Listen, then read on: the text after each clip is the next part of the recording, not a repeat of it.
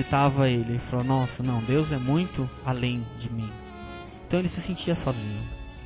E o Senhor, vendo essa necessidade, que ele fala que não é bom que o homem esteja só, ele foi lá e criou então a Eva. Alguns dizem que é somente para a procriação, mas não. Se nós lermos atentamente ao texto, fala que o Senhor criou a Eva para a companhia, que até então ela não tinha nome. Ela simplesmente, quando o Senhor chegava e visitava o jardim, chamava por Adão, os dois vinham. Os dois eram um só. Olha que coisa linda. Não tinha quem mandasse um no outro. Era uma cumplicidade. Os dois se ajudavam ali, estavam na presença do Senhor constantemente. Quando o Senhor visitava o jardim, os dois iam lá, na presença do Senhor, sem nada, aparentemente, né? Aparentemente não, sendo a essência que eram mesmo realmente, né? Mas, como nós lemos aqui, eles acabaram ouvindo, a Eva acabou ouvindo a voz da serpente. A serpente foi lá, astuta, e falou para Eva, imagina, você comer dessa fruta, você vai saber o que é o bem e o que é o mal. Mas eles já sabiam o que era bem e o que era mal para eles. O bem era ele comer aqueles frutos que o Senhor tinha ordenado, e o mal era se comesse aquele outro fruto que o Senhor falou, não coma, né? Então a serpente já começou a trabalhar na mente de Eva aí. Mas, queridos, eles estavam na presença do Senhor antes de tudo acontecer. Adão e Eva vivendo ali, a carne da minha carne, ossos dos meus ossos. Eles eram um só. Os seres humanos foram criados para olhar um para o outro, se verem, para se completarem. Não foi criado para viver sozinho. Eu acho que é aí onde começa a solidão do homem. O ser humano, ele não... Só existia Adão e Eva ali, não tinha mais ninguém. Só o Senhor que os visitava ao virar da noite. Mas quando a serpente os enganou, o que eles fizeram? Começaram a se cobrir. A primeira coisa que Adão e Eva fez: vamos preparar alguma coisa para nos cobrirmos. Porque a partir daquele momento eles já não eram um só, já eram separados. E quando o Senhor veio visitar o jardim, quando o Senhor chegou, sorridente, alegre, chamando por Adão, eles já estavam se escondendo da presença do Senhor, já não estavam mais. Então eles começaram a se cobrir, se esconder entre as árvores, até que o Senhor chegou e perguntou: por que está se escondendo de mim? Vocês comeram da árvore que eu falei que não era para comer?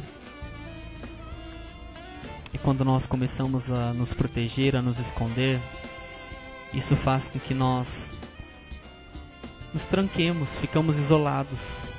E o que o isolamento causa? Solidão. Nós começamos a nos sentir só. E Adão e Eva começou a sentir medo de Deus, começaram a se esconder. E a segunda consequência, quando o homem começa a ter medo de Deus, quando o homem passa a se esconder de Deus, quando eles pecam, automaticamente começam a se esconder do Senhor. E tem duas coisas que nós podemos observar. Eles não queriam mostrar a sua nudez, porque logo trataram de preparar uma roupa. E o homem ficou com medo de Deus, procurou se esconder entre as árvores. Ficar com medo de Deus, queridos, é algo terrível, porque a palavra fala que nós somos imagem e semelhança dele. Como que nós podemos nos esconder da nossa imagem e semelhança? Quantas vezes nós erramos, fazemos alguma coisa que não agrada aos olhos do Senhor e nós nos escondemos, ficamos com medo. Aconteceu isso no princípio, e quantas vezes não acontece conosco nos dias de hoje? E nós ficamos com medo de encarar essa imagem do Senhor, porque Ele é um Deus forte, poderoso, e nós somos fracos, errantes. Se nós formos olhar para o Senhor, nós vamos ficar com medo e não vamos querer olhar. porque nós estamos errantes, somos falhos na presença do Senhor. E aí surge uma pergunta para mim e para você. Então quem que pode vir? Qual é a pessoa que pode chegar na presença de Deus e olhar para Ele e que possa refletir a nossa imagem? Que nós possamos olhar para Deus através do Senhor Jesus. Através dele que nós vamos conseguir fazer isso. Muitas das vezes existem muitos ateus nos dias de hoje, é porque não conseguem olhar para o Senhor, porque acham que Deus é um Deus que se ele olhar vai ser fulminado, vai ser exterminado na mesma hora, vai estar perdido, porque Deus é um Deus tão grande, e se nós somos imagem dele, quando nós olhamos para ele, eles têm medo então de serem exterminados por Deus. Talvez seja por isso que não acreditem no Senhor. Mas eu tenho uma boa notícia para nós nesta noite, que nós podemos olhar para o Senhor através de Jesus Cristo, porque nós, pela nossa força, pela nossa imagem mesmo que temos, nós não conseguimos. Nós olhamos uma imagem distorcida, uma imagem que não é a nossa, mas através de Jesus nós conseguimos. Através de Cristo nós podemos olhar novamente para Deus sem medo, porque Cristo é a nossa imagem restaurada. Ele veio por nós, para nós, porque nós não conseguiríamos chegar até Deus. E é observando Cristo e nos tornando semelhantes a Ele, que tornamos imagem e semelhança de Deus. Não precisamos mais ter medo de quem nós somos e podemos nos inspirar no Senhor. Então, querido, não pense que por causa do teu pecado, por causa da transgressão, você não possa mais olhar para Deus e não ter um relacionamento com Ele. Você pode continuar tendo um relacionamento com o Senhor, sim, através daquele que veio e morreu por nós na cruz do Calvário. E a terceira consequência do pecado é quando nós saímos da complementaridade, da unidade e da subordinação. Quando Deus criou os seres humanos, Adão e Eva, havia apenas Adão. Quando Deus chama por Adão e a mulher se volta para ouvir a Deus, eles ficam com medo do Senhor. Aí quando a Eva não tinha nem nome ainda, eles estavam com medo do Senhor. O Senhor vai, pergunta por ele, Deus passa e pergunta: o que aconteceu? Por que vocês estão com medo de mim? Aí eles vão lá e falam. Aí quando Adão conta o pecado que a Eva cometeu e ele também cometeu, aí é quando eles passam a serem governados por este mundo. Adão automaticamente já dá um nome para Eva, porque até então Eva não tinha nome. Eles são expulsos do paraíso. Eva passa a ser submissa a ele.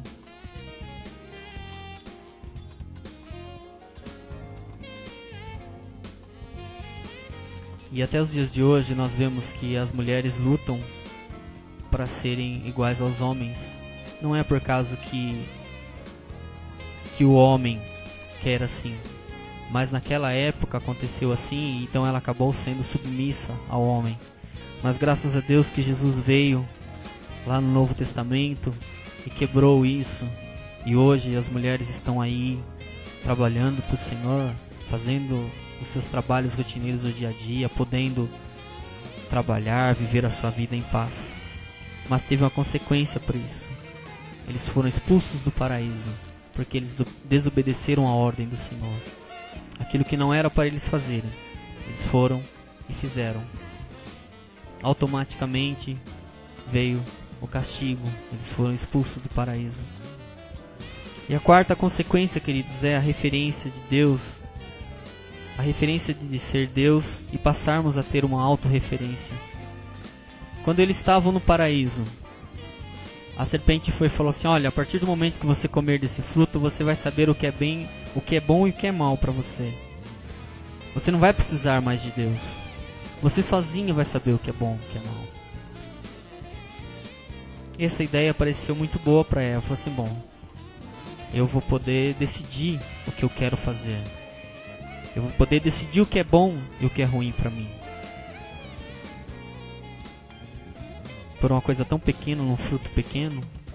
E às vezes é coisa tão pequena na nossa vida, às vezes coisas tão simples na nossa vida, que nos causa, o Senhor nos perdoa, nos liberta, mas que pode causar um transtorno tão grande na nossa vida. Quando eu li esse versículo, quando eu estava refletindo sobre isso, aparentemente para ela parecia uma coisa tão inocente, tão simples de fazer, mas que se ela soubesse como mudaria a história, como as coisas seriam diferentes. E às vezes nós também vemos uma coisa, isso aqui não tem importância, isso aqui eu posso fazer. Às vezes você não sabe a consequência que pode causar lá no futuro. E foi o que aconteceu com ela. Comer um fruto parecia muito bom, tão atraente, mas poderia trazer consequências graves. E quando o homem decide a referência do que é bom e o que é mal para ele, muitas das vezes o resultado não é positivo. Durante muito tempo, o bem e o mal foi decidido por chefes de tribos, pelos reis. Depois surgiram as constituições de estados, as famílias passaram a decidir o que era bom e o que era ruim. E hoje nós estamos naquele salve-se quem puder, eu decido o que é melhor para mim. E aí nós fazemos o que bem entendemos, aquilo que bem achamos que é bom, que é ruim. O indivíduo passou a ser responsável, por si próprio, decidir, isso é bom, isso é ruim. Isso gera um problema muito grande, porque as pessoas não se comprometem mais. Só permanecem em alguma situação enquanto se sentem satisfeitos. Não existe mais compromissos baseados na lealdade, baseado no amor, baseado na compreensão. As pessoas vêm à igreja enquanto elas acham que a igreja pode oferecer alguma coisa de bom para ela, ou enquanto para ela tá bom daquele jeito.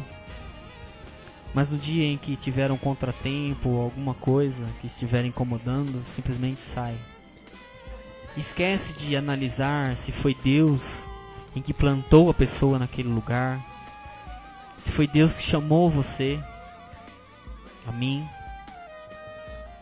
Quando nós podemos decidir entre o bem e o mal, nós não olhamos para as coisas com olhar de misericórdia.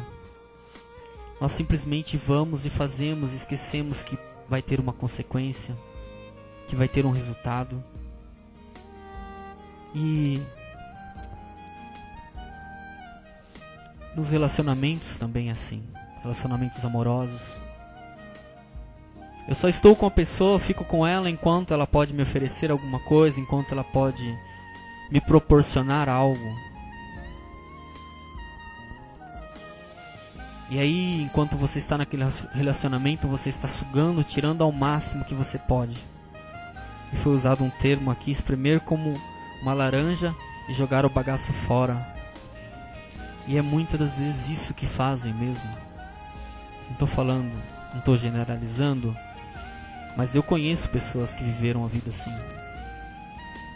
Tinham um trabalho ótimo, tinham uma família ótima, uma casa ótima. Conheceu alguém, a pessoa só tirou, só sugou o máximo que pôde. Quando não tinha mais nada para oferecer, tchau, voa. Eu tenho que fazer uma pergunta para você nesta noite. Você que está solteiro, por que você quer um companheiro na tua vida? Para ajudar, levantar, para estar um no ombro do outro, ou para você aproveitar as oportunidades que a ocasião está te oferecendo? Queridos, nós somos cristãos, nem crentes. Eu não gosto da palavra crentes, porque crente é crer em qualquer coisa, mas cristão não pode ser assim. Não pode querer tirar proveito das coisas, da circunstância, da situação.